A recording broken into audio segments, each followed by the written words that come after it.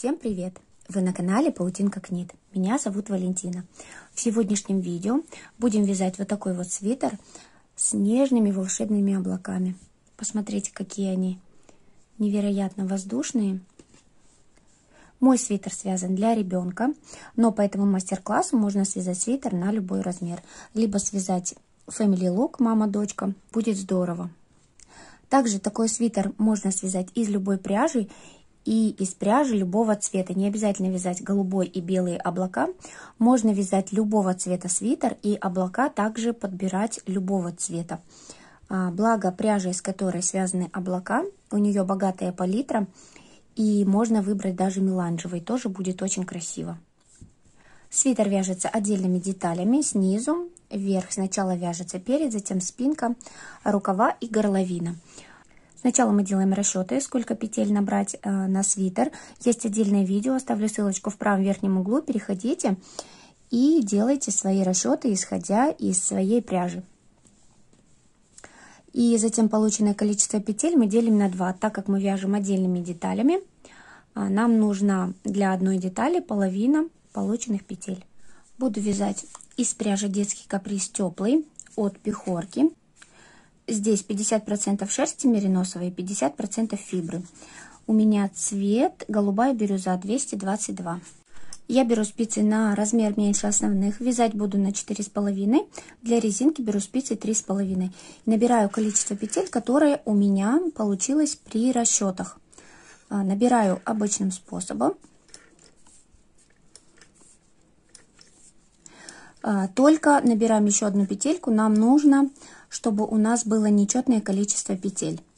Резинку можно вязать 2 на 2, 1 на 1, либо какую вы там захотите. Еще у меня есть одна классная резинка, на нее есть видео, оставлю ссылочку вот здесь вот в правом верхнем углу.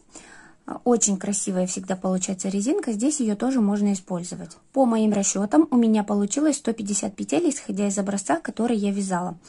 И так как я буду вязать отдельными деталями, я делю это количество пополам. То есть у меня получается по 75 петель. Даже если бы у меня получилось, например, 74 петли, то на одну больше я набираю для того, чтобы у меня было именно нечетное количество петель. Расчеты я делала по образцу. У меня есть видео отдельное, как сделать расчеты.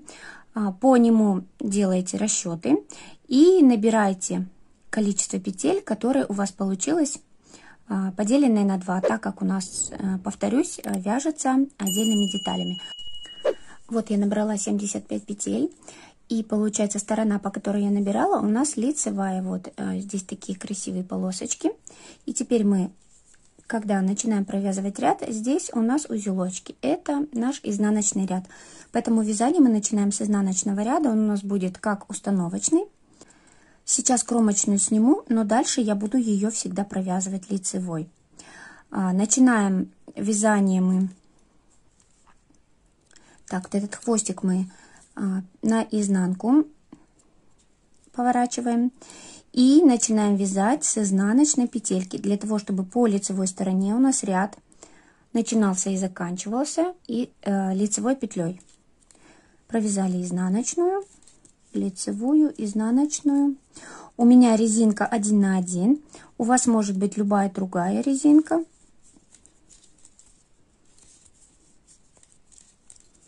Провязываем до конца ряда. Вот я дошла до конца ряда, у меня осталось 2 петельки кромочная, и перед ней у нас будет изнаночная петелька. Так же, как мы начинали ряд, кромочная, потом была изнаночная. И также и в конце у нас изнаночная, затем кромочная. Кромочную в конце ряда мы будем всегда провязывать изнаночной. Разворачиваемся. И вот здесь сейчас нам уже будет видно, зачем нам нечетное количество петель. Для того, чтобы у нас ряд на лицевой стороне начинался с лицевой и заканчивался тоже лицевой петелькой, чтобы все было красиво. Теперь с этого ряда я начинаю первую кромочную провязывать. Провязываю ее лицевой. И дальше я уже провязываю просто свою обычную резинку. В конце ряда я кромочную провяжу изнаночной. И потом, когда развернусь на изнаночный ряд, я кромочную буду провязывать лицевой, первую, а последнюю кромочную изнаночной. То есть мы будем так делать по всему нашему вязанию. первую кромочную провязывать лицевой, а в конце ряда кромочную провязывать изнаночной. Все, теперь мы провязываем резиночку на ту высоту, которую мы хотим. Я связала резинку 11 рядов. Вот у меня начинается с лицевой и заканчивается лицевой, не считая кромочных. И теперь я перехожу на спицы большего размера. У меня здесь спицы 3,5, я перехожу на 4,5. Первую петельку так и буду провязывать. И дальше я просто провязываю весь ряд лицевыми. Затем буду возвращаться изнаночным рядом, провязывая изнаночный. Затем лицевой, изнаночный. Буду вязать лицевую гладь на высоту до того момента, когда мне нужно будет делать горловину. Я провязала всю высоту. И теперь мне здесь нужно сделать вырез для горловины. У меня 75 петель, я оставила по краям по 30 петель, в середине у меня получается 15 петель. Сейчас я буду вывязывать отдельно правое плечико, затем левое плечико. И одновременно, вывязывая вырез горловины, буду немножко его закруглять. Если вы, к примеру, хотите квадратный вырез горловины, значит вот здесь вот пошире, просто на 3 примерно делите на 3, либо какой ширины вам здесь нужен вырез горловины, просто отделяйте вот эти петли и просто ровно провязывайте. Я буду здесь закруглять. Чем круглее вам нужна горловина, тем в серединке оставляйте меньше петель, примерно вот с такого расстояния, не знаю, там с 5-6 сантиметров, чтобы потом делать вот здесь вот по краям закругления. Но тогда вот здесь вот, чем круглее горловина вам нужна, тем вот здесь вот больше придется провязать выше вот здесь вот на плечики по краям от этой горловины, потому что убавки будут здесь делаться через ряд в каждом лицевом ряду. В общем, я решила слишком не закруглять горловину, поэтому я делила в серединке 15 петель, и сейчас я буду провязывать. Начинаем мы от начала ряда и провязываем до вот этого вот маркера. Мы продолжаем провязывать первую кромочную петельку, провязываю до маркера. До маркера довязала, теперь убираю маркер. Теперь нам нужно будет закрыть вот эти наши средние 15 петель, которые мы выделили. Закрываем обычным способом, но петельки не затягиваем, чтобы у нас это место потом не стянулось. Закрываем все петли, вот эти середины, которые мы отделили маркерами, до вот этого маркера. Петельки закрыли, маркер убираем. Так как у нас вот эта вот петелька одна осталась, а ее здесь быть не должно, значит мы должны еще провязать 2 петли вместе, чтобы она ушла вот сюда. Все петли у нас закрыты. Теперь мы провязываем дальше до конца ряда. Теперь мы будем провязывать только вот эту вот сторону.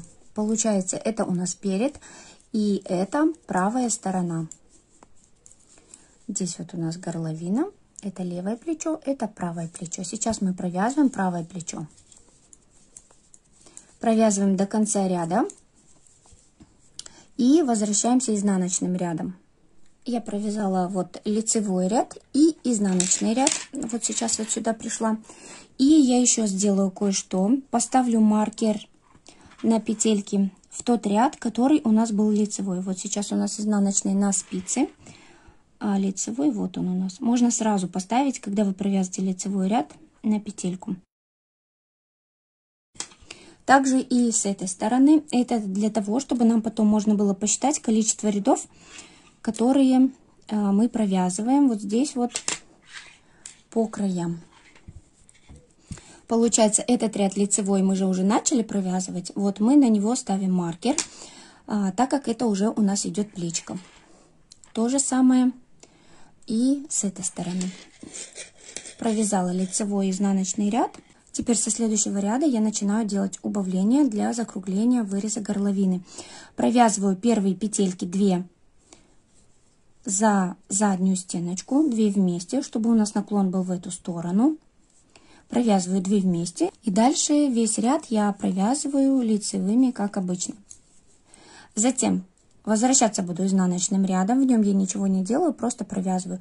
В следующем лицевом ряду я снова буду делать убавление, провязывая 2 первые петельки вместе за заднюю стеночку. Таким образом у нас здесь будет с краев петельки уменьшаться.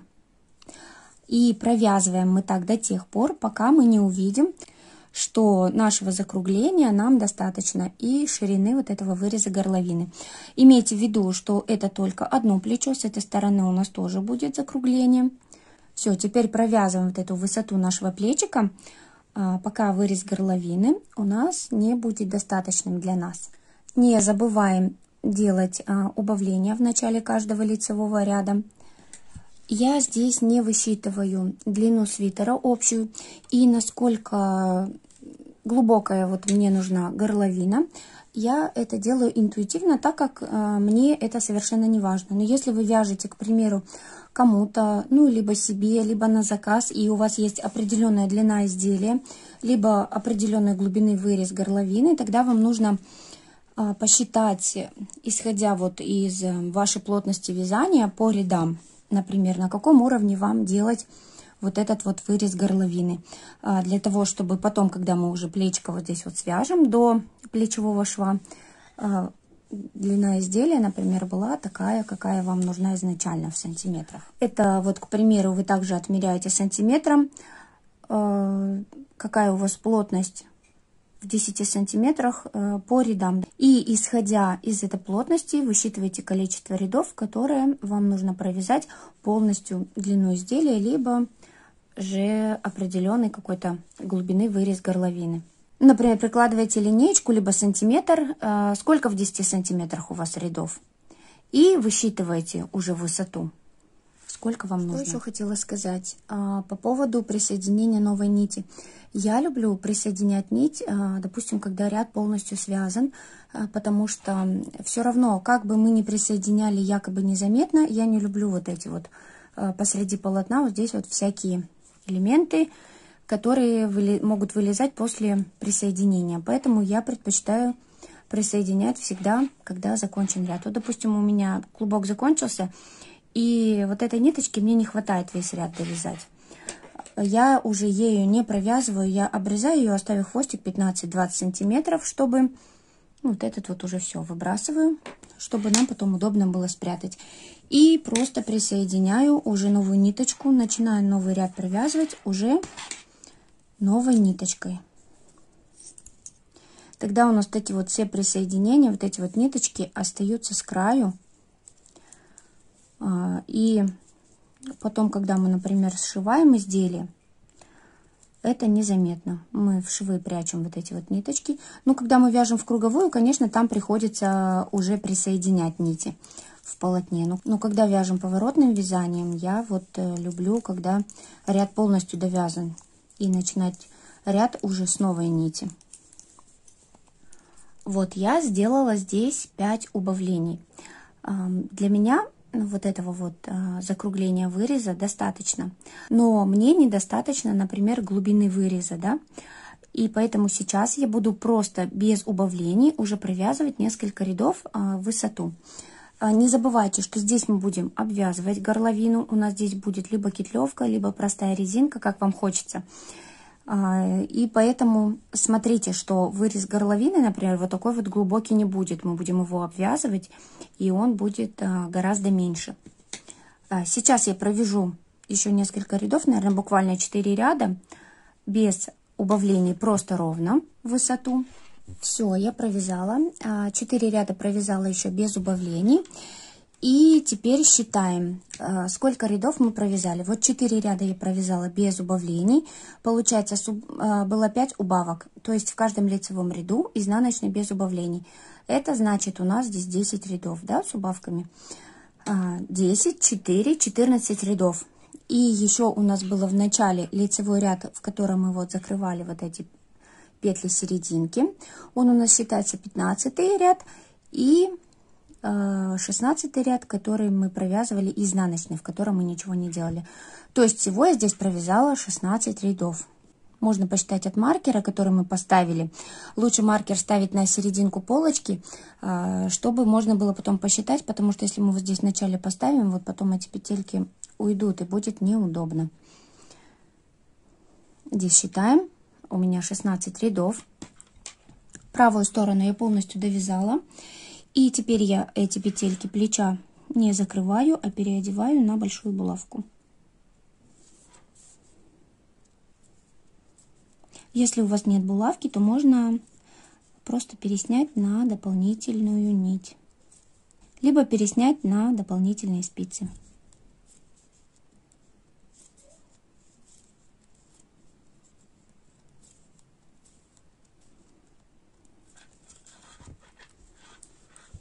Все, сняла. Вот эту ниточку, которая у нас идет от мотка, можно обрезать, оставив хвостик 15-20 сантиметров. Я так и сделаю. Все, и переходим к вязанию вот этого вот левого плеча. Получается, мы уже начинаем его провязывать не отсюда, так как мы один ряд вязали. Лицевой у нас провязан. Это тот, в котором мы закрывали вот эти вот петли серединки, и это был первый ряд нашей правой полочки. Получается, лицевой ряд у нас провязан, и теперь мы присоединяем ниточку и провязываем изнаночный ряд.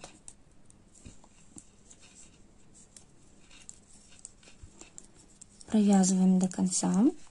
Провязала, и теперь мы начинаем провязывать лицевой ряд. Сначала здесь мы вначале ничего не делаем. Мы сейчас будем делать убавление около выреза горловины. Только когда мы провязывали правую полочку, у нас убавления были в начале ряда. Сейчас будет левая сторона, поэтому мы будем делать убавление в конце ряда. Довязываем все петельки, оставляя в конце непровязанными 2 петли.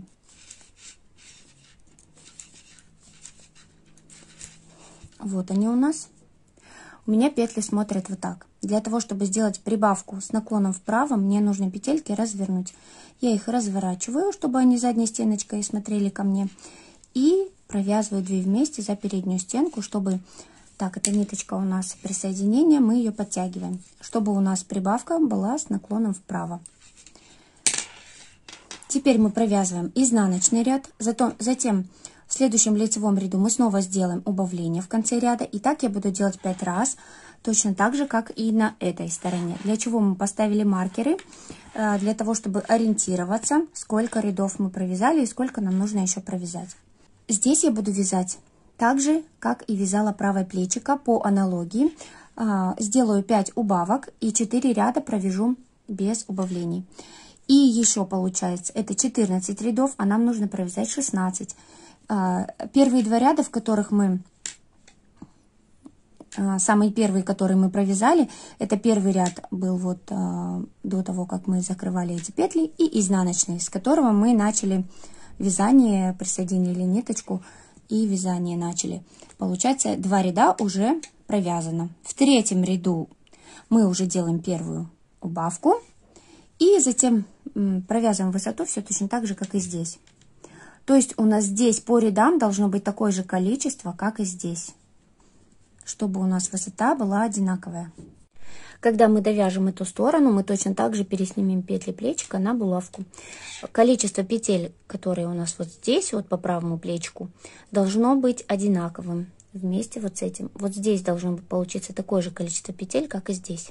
Все, перед готов, и теперь мы приступаем к вязанию спинки.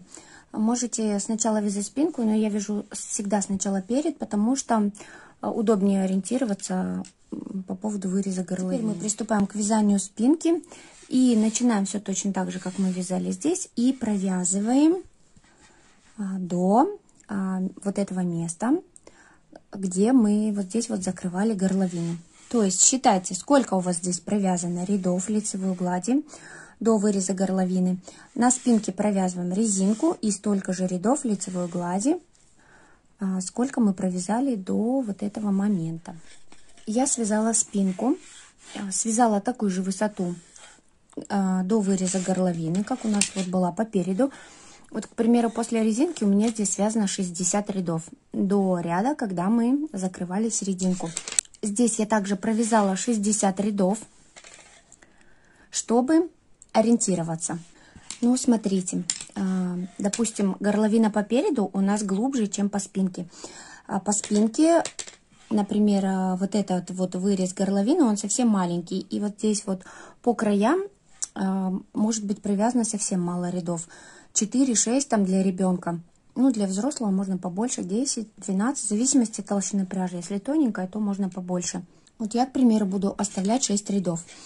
И у нас будет, ну вот если я сейчас покажу по спинке, которая не довязана, вот так это выглядит. Нам нужна спинка выше, чем перед. Это, можно сказать, наш росток по спинке, который дает нам удобство и не дает свитеру тянуть назад горловину, да? Вот я, например, здесь у меня 60 рядов, я сейчас провязала 60 рядов, и, например, по спинке я хочу сделать такую глубину в 6 рядов. Буду вот здесь вот эти краешки по отдельности стороны провязывать всего лишь 6 рядов. То есть мне сейчас по спинке нужно провязать еще туда-обратно лицевую гладь столько рядов, чтобы в сумме у меня вот эти вот ряды все одинаковые получились, когда мы довяжем и перед, и спинка. Получается, я еще сейчас дальше провязываю лицевую гладь, не довязывая всего лишь 6 рядов, которые мы будем вязать по отдельности вот эти вот две стороны. То есть у меня вот здесь вот по переду всего провязано 16 рядов, да. Если 6 рядов я оставляю, 16 минус 6, 10. То есть здесь после того, как я достигла такого количества рядов, где мы вот здесь вот по переду начинали убавлять, 60, 60, теперь мне нужно провязать еще 10 рядов, чтобы у меня вот получилось вот здесь вот одинаково. И оставшиеся 6 рядов я уже буду провязывать по отдельности. Если вы, к примеру, хотите горловинку поглубже сделать по спинке, к примеру, 10 рядов оставляете, да, то высчитываете вот здесь, сколько вам нужно провязать, какое количество рядов, не довязывая, например, 10 рядов, да. Если считать, опять же, по этому, здесь 16 рядов. Хотите 10 оставить, значит, еще 6 провязываем после вот этого выреза. Вот сейчас еще 6 провязываем и 10 уже по отдельности полочки. Я буду не довязывать 6, значит, я еще сейчас провязываю 10 рядов. По спинке провязываю 10 рядов лицевой глади. Но опять же, сейчас мы вот здесь вот довязали, да, вот этот наш 60 ряд. И в 61 ряду мы поставим маркер, чтобы нам ориентироваться, какое количество рядов мы дальше провязали. Я провязала еще 10 рядов. Получается, вот так вот у нас сейчас выглядит горловина. Не довязала до конца 6 рядов. 6 рядов теперь я буду провязывать полочки отдельно. Для начала нам нужно разделить, опять же, петли, чтобы вот эту вот среднюю часть нам закрыть. Но она у нас здесь будет пошире, так как у нас такое количество убавок здесь не будет. И настолько закруглена горловина по спинке не будет. Нам нужно оставить количество петель на плечике, которое у нас получилось по переду. Вот у меня здесь 25 петель. Отсчитываем 25 петель. Ставим маркер. И также и с этой стороны отсчитываем 25 петель и ставим маркер. Вот здесь вот по спинке у нас можно вязать, например, сразу просто прямо. Но я здесь буду делать, опять же, скругление. И для этого я хочу 2 раза сделать убавление. То есть в итоге после убавления у меня должно получиться 25 петель по плечику, да? Сейчас я должна взять петли без учета убавок, то есть 25 и 2 петли убавить, 2 убавления, это 27. Я переставляю маркер на 2 петельки, 27, и то же самое делаю с этой стороны, получается 27 петель. Получается, все вот эти средние петли я должна закрыть. И сейчас мы начинаем провязывать ряд лицевыми петлями до вот этого маркера. Провязала одну сторону, маркер снимаю. Все вот эти вот средние петли нам нужно закрыть до следующего маркера. Опять же, петельки не затягиваем, чтобы у нас эту часть потом не стянуло. Закрываем петельки до маркера. Закрыли петли, одна осталась. Убираю маркер и еще провязываю 2 петельки вместе. Вот. И теперь я провязываю до конца ряда. Получается, этот ряд у нас будет считаться первым, который мы провязываем. Всего нам нужно провязать 6. Ну, у вас-то, конечно, может быть другое количество рядов. Это у меня 6. Я провязала лицевой и изнаночный ряд. То есть это уже 2 ряда провязаны. Всего 6. Еще 4 ряда мне нужно провязать. И получается, 2 из них будут с убавками. Это вот эти вот ряды на лицевой стороне. Сейчас я начинаю провязывать лицевой ряд с убавки. Провязываю в начале ряда 2 петельки вместе, точно так же, как мы провязывали по переду. Провязываю лицевой ряд, затем изнаночный. И в следующем лицевом ряду я снова сделаю в начале ряда 2 вместе, провяжу до конца и затем вернусь изнаночным рядом. И так наши 6 рядов будут провязаны. Я провязала свои планируемые 6 рядов. Закруглила вот так вот немножко вырез горловины по спинке.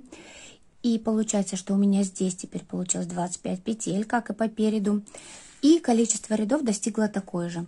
У нас по переду 60 и здесь 16. Получается, что 76 рядов провязаны. У меня здесь 76 рядов также провязаны в высоту полностью по свитеру.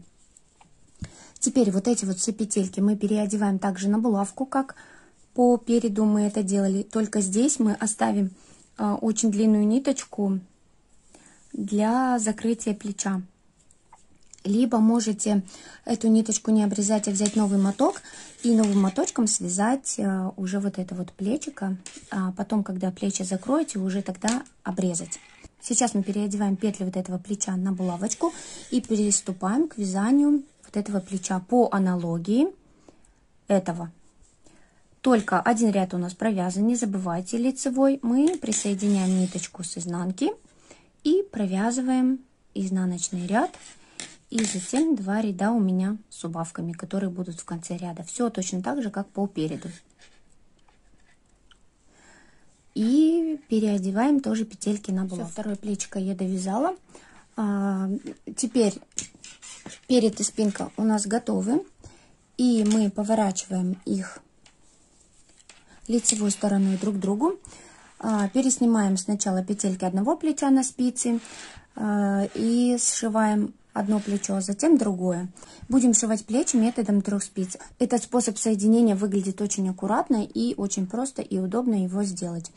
Как закрыть так петли, у меня есть отдельное видео, оставлю ссылочку в правом верхнем углу, переходите и закрывайте плечики. Вот мы сшили плечики, вот такой вот шов аккуратненький. И получается, мы сшили 2 детали. После того, как мы соединили плечи, а теперь мы будем вязать рукава. Но для начала нам нужно отмерить вот эту вот пройму, ширину проймы рукава, какой ширины будет наш рукав.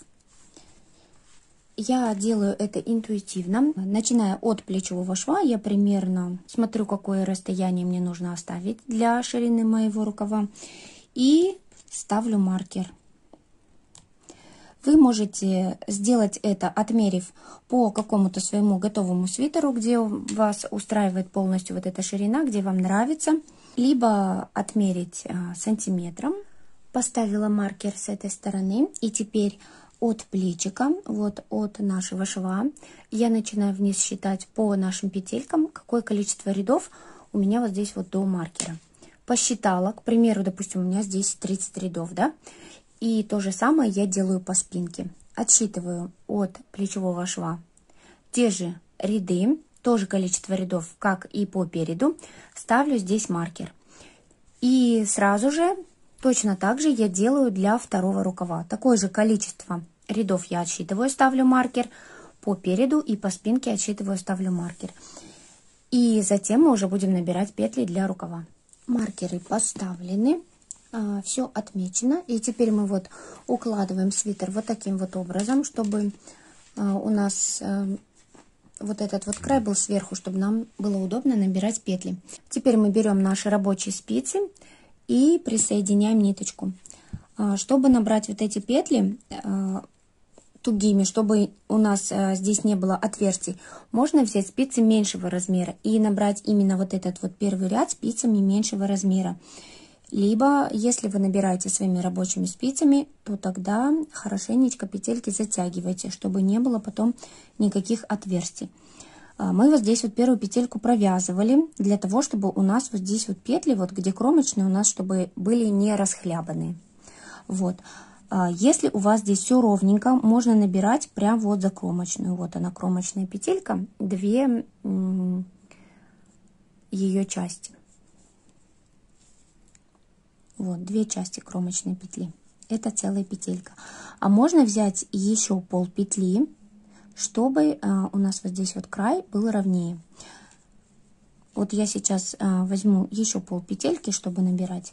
Первую петлю я набираю из того места, куда я поставила маркер. Набираю петельку. Затем набираю из следующей петли. И из следующей петли. Затем одну петельку пропускаю и набираю еще 3 подряд. 1, 2, 3. Одну пропускаю. Затем снова набираю 3 подряд. 1, 2, 3. Одну пропускаю. И так мы набираем полностью от одного маркера до другого. С таким темпом 3 через 1. Решила поменять спицы все-таки на меньшие, чтобы петельки здесь были поменьше, чтобы все было аккуратно. И вот мы набрали петли до плечевого шва. И смотрите, здесь ориентируйтесь, чтобы у вас вот эта вот дорожка из лицевых петель, она продолжалась после вот этого шва плечевого. Потому что здесь, может быть, когда мы переходим на другую часть, у нас здесь может быть в пол петли отличаться. Может сюда перейти наоборот, что мы будем за 2 стеночки здесь брать, хотя здесь было за 3. А может наоборот в эту сторону, например, здесь было 3, а здесь станет 4. Самое главное, ориентируйтесь по вот этой полосочке, вот как она шла до плечевого шва, она дальше должна так и продолжаться после плечевого шва. Вот я набираю. И смотрю, вот у меня здесь плечевой шов, и вот эта полосочка, она продолжается, вот она ровненько, и после плечевого шва. Набираем петли до маркера, который у нас в конце находится сейчас, и затем мы считаем, у нас от плечевого шва должно быть одинаковое количество петель в обе стороны. Считаем в эту сторону одинаковые, и в эту сторону одинаковые, чтобы у нас равномерный был рукав. У меня по рукаву всегда получается нечетное количество петель, так как я вот здесь по центру плечевого шва набираю одну петельку. Неважно, как у меня вот здесь идут пропуски, в центре я всегда набираю одну петельку, чтобы здесь все было красиво, чтобы здесь не было никакого пропуска, и чтобы здесь тоже была петелька именно на шве, чтобы ровненький был рукав и красивый. И поэтому у меня всегда получается нечетное количество петель. Ну, это и не важно, в общем-то. Главное, что все красиво. Так, петли наши набраны. И теперь я уже перехожу на свои рабочие спицы, которыми я провязывала. И начинаю просто провязывать обычную нашу лицевую гладь, которой мы вязали весь свитер. Не забываем первую кромочную провязывать. Сейчас она у меня изнаночная, так как мы набирали петельки. Затем будет все так же, как на свитере. Первая кромочная у нас провязывается лицевой, последняя изнаночной. В лицевых и в изнаночных рядах одинаково. Теперь я буду провязывать рукав без убавлений, просто прямо. Провязывая лицевую гладь, лицевые, изнаночные ряды до того момента, пока у нас будет не провязан весь рукав, и нам нужно будет вязать резиночку. Я связала полностью длину рукава, и теперь мне нужно будет вязать резиночку. Но у меня здесь рукав был без убавок, и поэтому здесь очень много петель, и мне нужно будет перед резиночкой петли убавить. Я часто делаю убавки сразу же в первом ряду резинки, так я и буду делать здесь. Здесь буду делать убавление, получается, в каждой четвертой петле провязывать вместе четвертую и пятую, но вы смотрите по ширине вашего рукава. Если вам не нужно слишком много убавок, их можно делать пореже. К примеру, шестую, седьмую, либо еще дальше, восьмую, девятую и так далее. А если очень много у вас здесь петель и вам нужно прям в половину сократить, то прям вот через одну петельку делайте убавление. Сейчас я буду вязать резиночку. Для этого я перейду на спицы меньшего размера, которыми я и вязала резиночку, на 3,5, и сразу же в первом ряду буду делать убавление. Я продолжаю провязывать первую кромочную, провязываю ее, и затем уже начинается у меня резинка с лицевой петли. Лицевая, изнаночная, лицевую, и сейчас изнаночной петлей я буду провязывать 2 вместе. Только для того, чтобы красиво у меня легла резинка, у меня петельки вот так лежат, мне их нужно развернуть другой стороной. Разворачиваю правой стеночкой ко мне и провязываю 2 петли вместе изнаночной. Дальше продолжаю. Лицевая, изнаночная, лицевая. Сейчас будет 2 вместе изнаночной, петли разворачиваю, провязываю изнаночной. Лицевая, изнаночная, лицевая, изнаночная. И так мы продолжаем провязывать до конца ряда, делая убавки. Довязала до конца ряда, последняя кромочная у нас изнаночной провязывается. Теперь поворачиваю вязание, продолжаю провязывать первую кромочную лицевой и иду в обратном направлении, провязываю резинку 1 на 1. И теперь мы провязываем резиночку столько рядов, сколько нам нужно.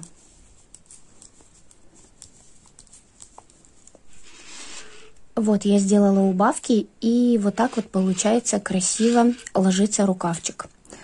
С таким вот убавлением есть маленький нюанс. При таком методе убавок в изнаночной петельке 2 вместе изнаночными не всегда вот здесь вот красиво ложится не любая пряжа.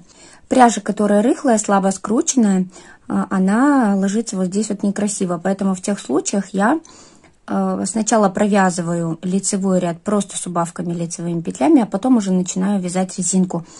Вот здесь вот пряжа достаточно плотная и выглядит неплохо. А вообще вот в рыхлой пряже, вот видите, вот лицевые петельки, они у нас вот как раз в этом первом ряду, где мы провязываем по 2 вместе, они вот здесь вот у нас чуть-чуть такие расширенные. И вот бывает вот, что именно вот эти петельки в рыхлой пряже сильно расширяются, и выглядит это некрасиво. Но здесь это выглядит неплохо в этой пряже. Я вот довязала свою резиночку, провязала 10 рядов, и теперь я буду закрывать резиночку иглой. Для того, чтобы закрыть петли иглой, мне нужно отмерить нить тройной длины закрываемого полотна. Вот 1, 2, 3. Вообще уходит меньше, но на всякий случай 3. И вот этой нитью мы будем закрывать петли иглой. Как закрыть петли иглой, у меня есть отдельное видео. Оставлю ссылочку в правом верхнем углу. Переходите, там все с объяснениями подробно рассказано. Но это не все. Я здесь ниточку не обрезаю, чтобы у нас не было лишних присоединений. Я вот здесь вот поставила пальчик, где я отмерила тройную длину, потому что я еще дальше буду сейчас отмерять. Я складываю вот так вот пополам свитер и отмеряю длину нашего шва, который нам нужно будет сшить. Вот у нас рукав, вот плюс рукав, чуть-чуть больше беру. И плюс длина самого свитера тоже беру побольше, чтобы нам точно хватило. Вот так вот, к примеру. И теперь я эту ниточку обрезаю. И уже этой нитью я буду сейчас закрывать рукав иглой. Сейчас я эту ниточку вставлю в иглу. Буду закрывать резиночку иглой. И затем сразу буду сшивать вот эти вот швы. Можно сделать по отдельности, можно отдельно закрыть резиночку и отдельной ниточкой уже сшивать швы. Но я не люблю лишние присоединения, и поэтому я практически всегда делаю вот так. В детском изделии нить не слишком большая получается, намного удобнее закрывать, чем во взрослом. Во взрослом получается очень длинная нить, если еще и изделие длинное. И вот тогда неудобно, тогда путается вот эта вот длинная ниточка. Но в детском изделии все хорошо. В общем, выбирайте, как вам удобно, отдельно закрыть и потом присоединить, либо также делать, как я. Закрываем. Я закрыла рукавчик иглой. В общем-то, вы, если не умеете закрывать иглой и не получается, там нужно принцип понять просто, то вы можете закрыть любым удобным способом, который у вас получается и который вам нравится. Вот у меня осталась еще ниточка в игле после того, как я закрыла резиночку. И теперь я укладываю вот таким образом свитер. У нас без стирки здесь и отпаривания все заворачивается вот так. И будем разворачивать здесь по мере. Теперь я буду просто обычным матрасным швом сшивать вот это вот пространство. Сначала рукав, а затем уже тело свитера. У нас ниточка осталась здесь, значит, я ввожу иголку вот сюда в самую-самую первую петельку, чтобы у нас здесь сомкнулось и было ровненько. Ввожу вот так. То есть я буду вот все время сшивать, покажу вот здесь, допустим, вот так беря, вот так. И поэтому здесь я тоже также захватываю. Смотрите, где вам удобно захватывать. Смотрите, куда вставлять иголочку, чтобы у вас вот здесь вот был ровный край. Все вставила, вот здесь у меня все соединилось. Здесь должно быть все ровненько, а не так, что одна сторона ниже, другая выше. Вот, теперь вот у нас вот эта вот кромочная петелька, которую мы провязывали. И я буду прям за нее и захватывать. Я вот захватываю. Вот смотрите, я вот отодвигаю чуть-чуть кромочную петельку. И там у нас вот такие вот две перемычечки от вязания рядов. Я вставляю вот так иглу и подтягиваю ниточку. То же самое я делаю с этой стороны. Вхожу в петельку. Вот они у нас две перемычечки. Вставляю и подтягиваю. Перехожу к этой стороне. Следите, чтобы у вас игла вставлялась именно вдоль одной той же самой петельки, в которую вы вошли первый раз, чтобы вот здесь вот по краешку было ровно, не перескакивать, чтобы вот эти вот части петли не были то вылезли, то спрятались. Поэтому следите, вставляйте иглу в одно и то же место. И для того, чтобы шов у вас был аккуратнее, можно стежки делать не за две вот эти петельки, которые мы видим, а за одну. Тогда вот эти стежочки у вас будут меньше, и шовчик будет аккуратнее.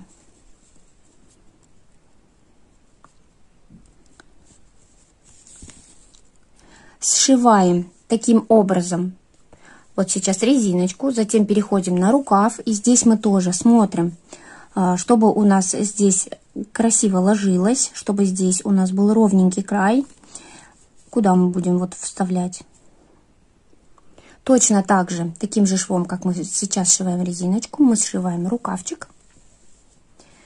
До вот шва, это подмышка получается, и затем двигаемся вниз к резинке. Сшиваем полностью до конца. Я сшила одну сторону своего свитера. Вот здесь вот у меня проходит шов. И он заметен сейчас немножко, только потому что я стежки делала не мелкие. Вот вы видели, что я брала их за две ниточки. Если будете брать за одну, шов будет более незаметен. Ну, в принципе, он и не заметен.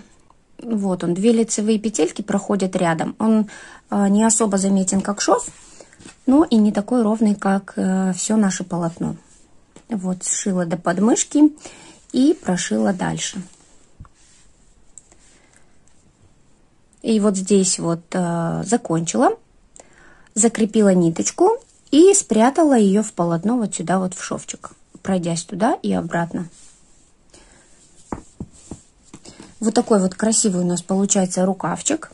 Вот здесь вот он широкий, и за счет убавления частого здесь такие волны и узенькая резиночка. Мне так очень нравится, я так часто делаю. Ну и в этой модели именно нужен широкий рукав. Все, вот по аналогии вот этого первого рукава, точно так же мы вяжем второй рукавчик и сшиваем. Я связала оба рукава, они у меня сшиты. И теперь нам осталось обработать горловину. Можно обработать горловину любым удобным вам способом. Можно набрать просто петли по краю и провязать резиночку вверх, такую же, которую вы вязали везде, либо внизу, либо на рукавчиках, и здесь точно такую же. Но я здесь буду вязать ложную петлевку. Это немножко муторно и требуется внимательность, но вид этой горловины стоит того, чтобы с ней повозиться. Горловина моя связана. Как связать такую горловину? У меня есть отдельное видео. Оставлю ссылочку в правом верхнем углу. Переходите и смотрите. А еще я здесь после того, как закончила вязать горловину, проложила тамбурный шов вот так вот вдоль линии горловины. Для того, чтобы создать вот такой вот декоративный красивый эффект. И еще у меня на одном плечике образовались небольшие дырочки от набора вот здесь вот петель. Зашивать я не захотела и решила закрыть их таким вот тамбурным швом. Для чего нужен тамбурный шов, как его делать и где можно использовать, тоже есть у меня отдельное видео. Оставлю ссылочку в правом верхнем углу. Переходите и используйте, он поистине волшебный. Свитер наш готов, и теперь мы его отправляем в стирку и проводим ВТО. Как провожу ВТО я, у меня есть отдельное видео. Оставлю ссылочку также в правом верхнем углу. Переходите, смотрите, попробуйте один раз хотя бы провести так ВТО, как провожу я. И вы увидите наглядную разницу и будете всегда пользоваться этим методом. Пока мы будем ждать, когда высохнет наш свитер после ВТО, будем вязать облака. Свитер мой уже высох, а пока он сох, я вязала облака. Как вязать такие облака, я придумывала, когда я вязала игрушку радугу, и мне хотелось сделать радугу в облаках, и тогда пришлось смастерить облачка. Вяжутся они несложно. Оставлю ссылочку на этот мастер-класс, вдруг вы захотите связать игрушку своим девочкам. А также прикреплю ссылку на отдельное видео, как связать облака. После того, как мы свяжем облака, мы просто иглой и нитью обычной пришиваем их к нашему свитеру на те места, куда нам нужно. Я пришила облака, и посмотрите, как красиво с ними смотрится свитер. Они невероятно мягкие, нежные, воздушные, и это передается. Мои облака белые, но облака можно связать абсолютно любого цвета. Благо палитра богатая у Alize Soft. В зависимости от того, какой свитер вы вяжете, облака тоже можно связать любого цвета. И свитер наш полностью готов. Посмотрите, какой красивый, нежный получился. Кому понравился данный мастер-класс, не забудьте поставить лайк. А также подписывайтесь на мой канал, если еще не подписаны. Свои работы показывайте по тегу, который указан на экране. Ваша обратная связь – это наилучшая мотивация для того, чтобы создавать новые мастер-классы. Поэтому очень жду от вас ваши работы. Можете присылать мне их в директ. И я буду вас отмечать и показывать ваши работы. Буду собирать их все в одном месте под тегом. Всем приятного вязания!